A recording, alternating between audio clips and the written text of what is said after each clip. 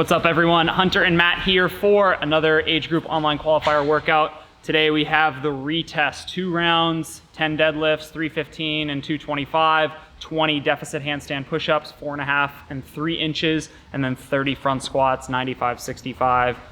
I am your athlete. You are. I'm Ron Burgundy. I'm the athlete. So we're gonna take you through this. Help, coach. Coach. Honestly, you're looking at something that's not necessarily a sprint, but it's pretty short still. It's something that the highest level athletes are gonna move through pretty steadily. Initial impression is don't overextend yourself on the deadlift or the handstand push-ups, and then don't get caught staring at your barbell for the front squat. So my thought on the deadlift is you're not a great puller. There's absolutely nothing wrong with doing some sets here. You do not need to go unbroken on this to have a world record time. We've seen athletes deadlift the bar up, quick drop, grab it again, and get through about as fast as someone doing 10 straight.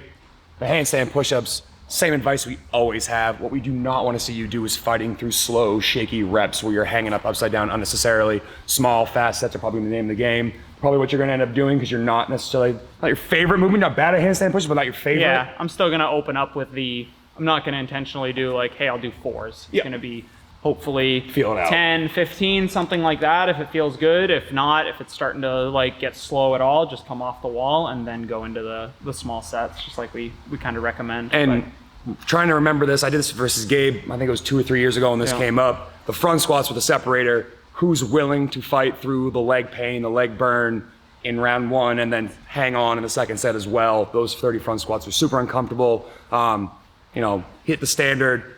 Don't spend a lot of time under tension, so really try to get a good judge. You can kind of knock those squats up and down, instead of like pausing methodically in between reps. If you catch yourself pausing in between reps, you're better off dropping it, resetting, and doing something like a 12-10-8 or 15-10-5, something like that to get through those 30 front squats. Yeah. This is gonna be 1-2 on the handstand push-ups. I think that's gonna be like certainly a big, like probably the separator, like how quickly you can do that. We just talked about it a couple days ago, making sure that your midline stays intact. And we even alluded to the fact that when it's paired with something like a deadlift or a lot of squatting and your back blows up, you start to get overextended and you can't hit that line. Like you're gonna be staring at the wall for a long time. It's gonna turn into an interval instead of a midline. Well, the hope is now that you've taken all of these skills and drills and accessory work for handstand push-ups, you've put that into practice and now it's time to showcase that. Biggest thing you'll look for with those guys, make sure you keep your core tight, that you pull your toes down. Do not allow yourself to point the toe. You're gonna make yourself shorter, you're gonna get overextended and fall off the wall. You're not gonna be able to get through this. So realistically, know yourself again. It's kind of the theme of the entire weekend. Know yourself, know that there's absolutely nothing wrong with breaking up the movements. If the rest is short, you can get right back up on the wall. See how you do. Yeah, all right, check back after. Get strong. 1, 2, 5, 6, 7, 8, 9. Booyah.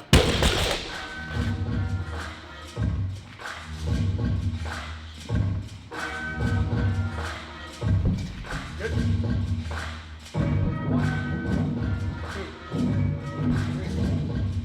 4,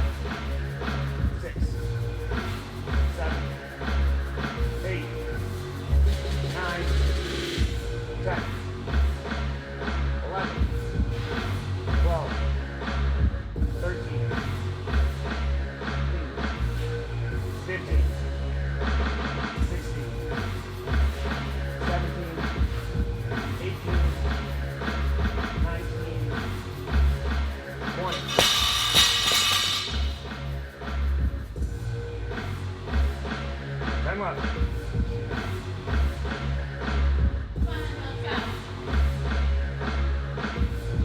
It's through. 22. 23. 24. 25. 26. 27. 28. 9. 30.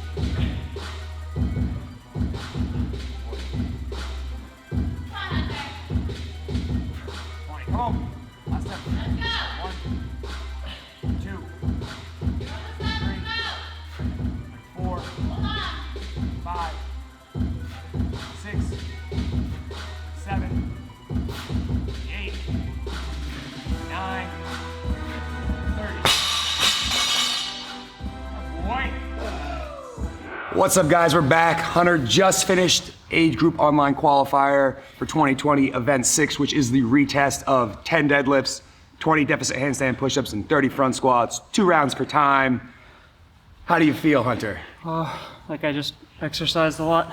Yeah? The deadlifts a good movement for me, so the first 10 weren't a problem, and that actually, the first set of handstand push-ups felt pretty good. I stopped at 15, got no reps, so it was really 14, and then I had to kick up for that last 6, which I don't think doing that big set affected me on the second round. I think a little bit sore from earlier in this week, but also handstand push-ups aren't just like my favorite exercise. So did that. Front squats on that first round really sucked, but because on the second round, because it took me way longer to do the handstand push-ups, my legs were a little bit more fresh to do the front squats. Honestly, the front squat, like my shoulders, just like that tension in the front rack. Exactly what I remember from doing it. It was just super uncomfortable. Like you can keep squatting, and you like, if you're trying to like really push it, you need to probably do that for both sets unbroken. Yep. Like get back to the bar for your second set of deadlifts, and I don't think it's a bad idea to kind of do, like I broke it up. Most of it was like out of necessity, but breaking that up, and then probably recognize that you're gonna get a little bit more rest on the wall unless your capacity is really good, in which case it doesn't matter anyway. So you get that kind of rest time on the second set of handstand push-ups, and then you just like be tough and hold on for the last 30 reps. To me, it goes back to positioning. So really good deadlifter, he can hinge, essentially just fold in half and have no problem there. So deadlifts I don't really have concern with. It was more so you get over the wall, you're someone that struggles a little bit with like keeping your midline tight and getting those arms overhead, having a shoulder surgery in the past. So, you know, if you think about your positions that you're creating over there, your knees are butterflied out, your knees are down and into your chest, you're not pulling yourself from away from the wall, you're able to cycle those a little bit faster. To me, it seemed like you're being very deliberate with every single rep, trying to make sure you hit the standard. And, you know, our advice in the past with handstand push-ups is get someone who can count very, very well. And, you know, it's better to eat a no rep and stay moving at a good pace rather than to be very deliberate with every single rep. It's probably the one thing I'd say about your movement. And then for me, I remember the same exact shoulder burn when it came time to do those front squats. So spend extra time prior to starting, even though it feels like a throwaway, 95 pounds, 65 pounds, how hard can it be? If you don't properly warm up for that and get into a good position, you're gonna fight through some bad positions and use more effort and energy than you need to. And like you said, kind of surprised how miserable, I mean, not really surprised, but kind of surprised that 30 front squats took so much out of you, because if we look at your second round of deadlifts, again, a strength, it took you 5 times the amount of time to get through those 10 reps in round 2 than it did in round 1. Yeah, I think for me, I figured the front squat, just that much time under tension, but with a light weight, I kind of guessed that it was gonna be a little uncomfortable in the front rack. So I did what we don't typically recommend, and I held just kind of fingertip to make sure there's less tension in my arms, because I knew the next set of handstand push-ups were gonna be a little bit longer and more challenging. So I think that's a decent tip, but you also have to recognize that with that fingertip position, your back's gonna be a little bit rounded, which might not be great for the deadlift. So like we said, it's kind of about knowing yourself. Like I know that I can be a little bit sloppier with the front squat in exchange for some more capacity upside down. Like I said, if you're taking this weekend seriously, you need to spend the extra requisite time to get yourself loose, because I would rather an athlete take an extra 15 minutes, really warm up that front rack, get as vertical as possible, really get those hips supple so that torso is vertical. So like you said, you're not put in that bent over position, because you're right. If you have a bad front rack on your front squat and you go back to go do your handstand push-ups and you're laboring through that front rack, those handstand push-ups aren't gonna go well in round number 2. And while we knew we probably have to break them up in the second round of the workout, maybe, you know, a little bit more mobility leads to one less set, which is, you know, 20 or 30 seconds, which is a huge gap in something like this, where the workout is, you know, took you 6:24. You know, you look at someone who can move through that quickly and steadily without a lot of breaks, you're probably looking high 4s, low 5s. It's kind of like that time for trying to qualify. So, you know, work on getting efficient by doing extra time warming up and mobilizing. Make sure yourself, you know, is ready to go. Don't let yourself get in that same situation where you're going fingertips in the front squat if you can help it. Yeah, I think go again, if you're somebody who's trying to qualify, go take a look at that leaderboard from whatever year. It was probably 3 years ago, something like that, and kind of see what the top times are. You can expect those to be a lot faster now, but I don't know that this is one of those workouts that, unless you really kind of fuck it up, you're probably not going to want to do this a second time. To me, this is a strategy workout. This is not one that, like, you know, you're going to have some great breakthrough in fitness over the course of the weekend. But if you strategize and break it up a little bit differently, or maybe, you know, you spend a little extra time warming up, you find yourself doing one fewer set, or your transitions are a little bit faster and you're allowed to stay moving a little bit easier. That's what I'm thinking. Yeah, I think if you know that the heavy deadlift is going to wreck you, you got to be really smart about your first one. If not,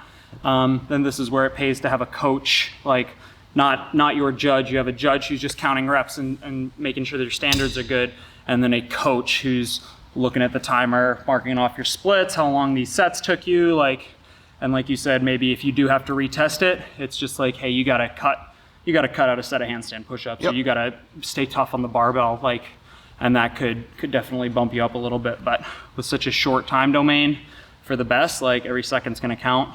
And yeah, that's about it. That's about it. So again, guys, you want to make sure you warm yourself up well, have a coach there so you have a strategy going into it, and then, just essentially stay tough on those sets. You think about your movement, think about your mobility, think about all the practice you've put in, give it hell. See you guys in the next one.